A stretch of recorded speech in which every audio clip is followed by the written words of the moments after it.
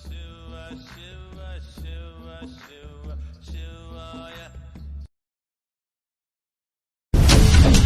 If you get into a certain rhythm which is compulsive within you, you will be just a repetition of the past.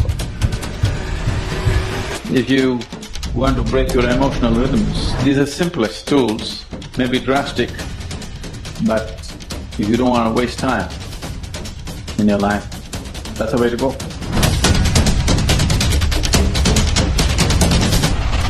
When it comes to the innermost core,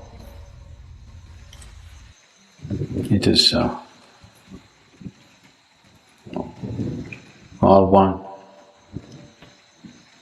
When it comes to the body, when it comes to the mind, when it comes to your emotions and the world around you and your activity,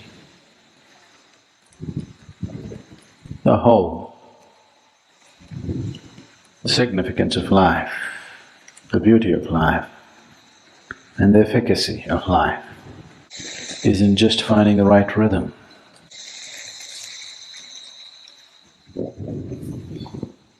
What is your rhythm?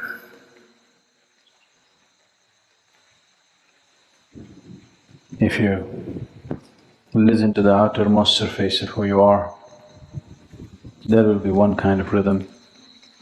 If you delve a little deeper, there will be another kind of rhythm. There is a very surface rhythm which will find expression in very fundamental needs and compulsions of who you are. If you watch yourself a little more closely, you will see there is a psychological rhythm which need not necessarily match with the needs and compulsions which drive you on a daily basis. If you watch with little more sensitivity, you would notice an emotional rhythm which is of a completely different nature than your psychological rhythm. If you watch much more keenly, you may notice a certain chemical rhythm which could be more connected to our emotional cycles than anything else. If you watch with much more awareness, you may notice a certain energy rhythm which will not have anything to do with any of these things, but it causes everything else. But if you look deep enough, there is no rhythm, it's utter stillness. There is nothing to do about one stillness, just to take a dip is all you can do. But all the other realms need to be worked at. Your energies, your chemistry, your emotion, your thought, your body, your desire and the karmic rhythms, these things need to be worked at, otherwise you will be just a repetition of the past.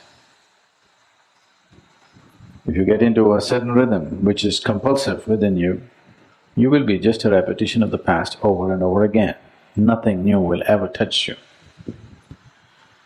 So to find the rhythm and consciously to change the rhythm, to make the rhythm more profound, more complex or more simple, above all, to be able to consciously change the rhythm, not to be like a broken record, that you go on singing the same rhythm all the time, all the time, all the time.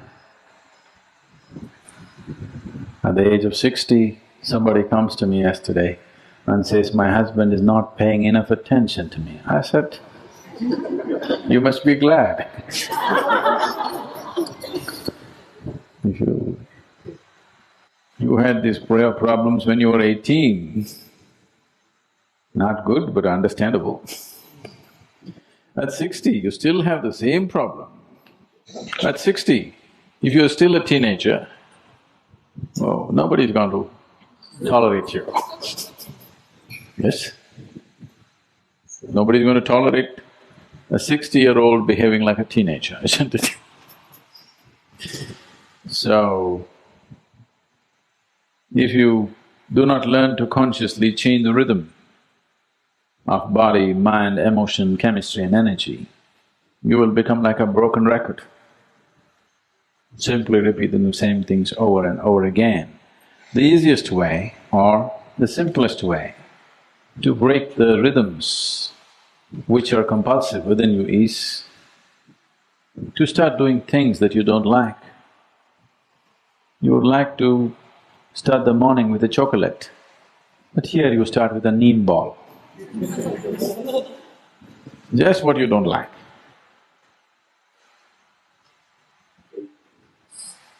If you want to break your emotional rhythms, the simplest thing is to look for somebody that you cannot stand and to work with them. Choose them as your partner to work with, somebody you just can't stand.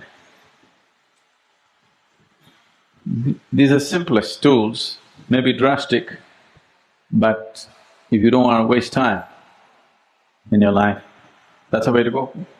To just get up in the morning and do what you don't like. And after some time, you will see your likes and dislikes are essentially your making. They are not some God-given laws as to what you should like and what you should dislike. It's got nothing to do with the object of your like or the object of your dislike. It is just your compulsiveness which draws you to certain things and repels you from certain other things.